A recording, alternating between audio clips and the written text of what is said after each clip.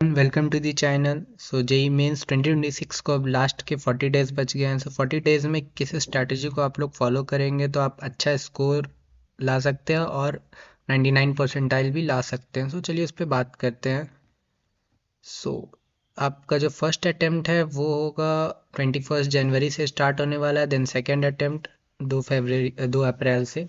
सो देखिए, जैसा कि अभी आपके पास अब समय लास्ट के 40 डेज है, सो इस टाइम आपको सबसे ज़्यादा फोकस करना चाहिए रिवीजन पे, मॉक टेस्ट पे।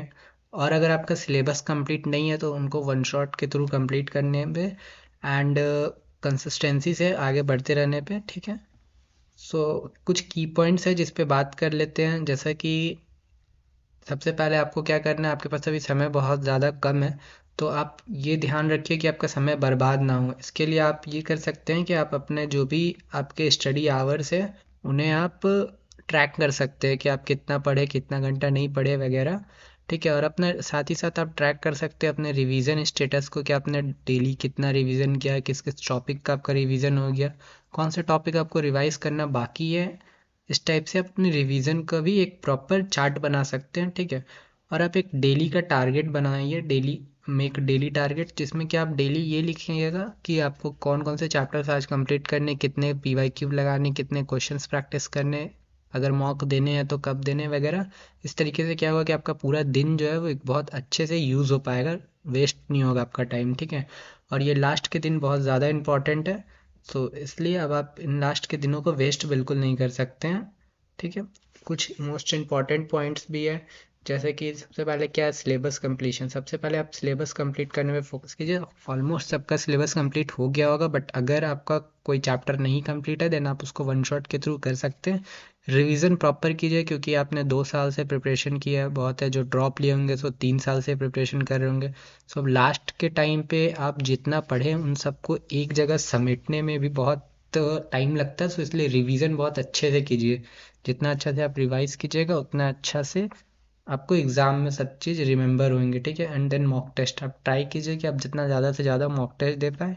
एंड मॉक टेस्ट में आप अपना ओन स्ट्रेटजी बना सकते हैं कि आप कौन से चैप्टर्स को पहले करेंगे, कौन से सब्जेक्ट को पहले करेंगे। जैसे फिजिक्स अगर आपको अच्छा लगता था, पहले फिजिक्स के क्वेश्चन कर लिए, या पहले केमिस्ट्री के क्वेश्चंस कर लिए।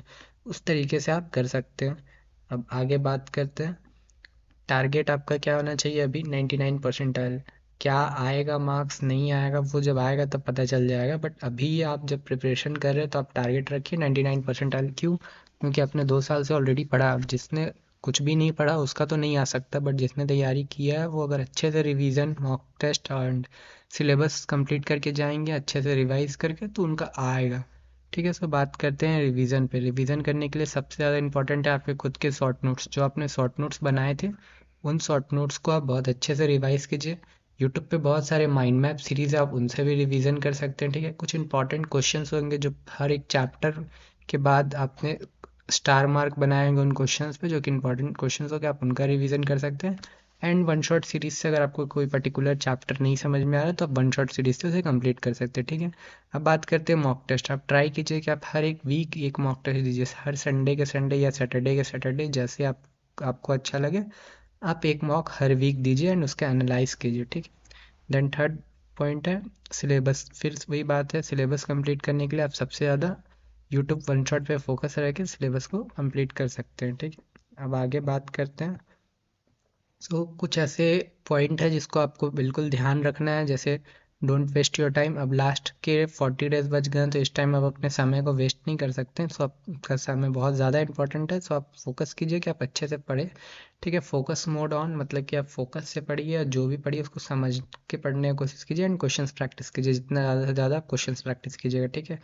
Don't self doubt. आप अगर क्वेश्चन आपसे नहीं बन रहे, मॉक में मार्क्स नहीं आ रहे हैं, तो कोई बात नहीं, आप देखिए कि आपको गलती कहाँ पे हो रहा है एंड आगे बढ़ते रहिए। खुद पे सेल्फ डाउट मत कीजिए। डू और डाई लास्ट का सिचुएशन है, तो अच्छे से कंसिस्टेंसी से चलते चलिए और जो जो आपका चेकलिस्ट है बस वो कंप्लीट कर दीजिए। सिलेबस कंप्लीट कर लीजिए, रिवीजन अच्छे से कीजिए और मॉक टेस्ट दीजिए, बस बात खत्म। आगे का एग्ज़ाम के बाद सोचिएगा। So thank you so much. Hope so आपको वीडियो पसंद आया होगा। Then subscribe the channel, and आपको और भी किसी टाइप के वीडियोस चाहिए हो देन आप कमेंट कर सकते हैं, मैं उस पर वीडियो बना दूंगा। तब तक के लिए all the best for upcoming examination. Thank you so much.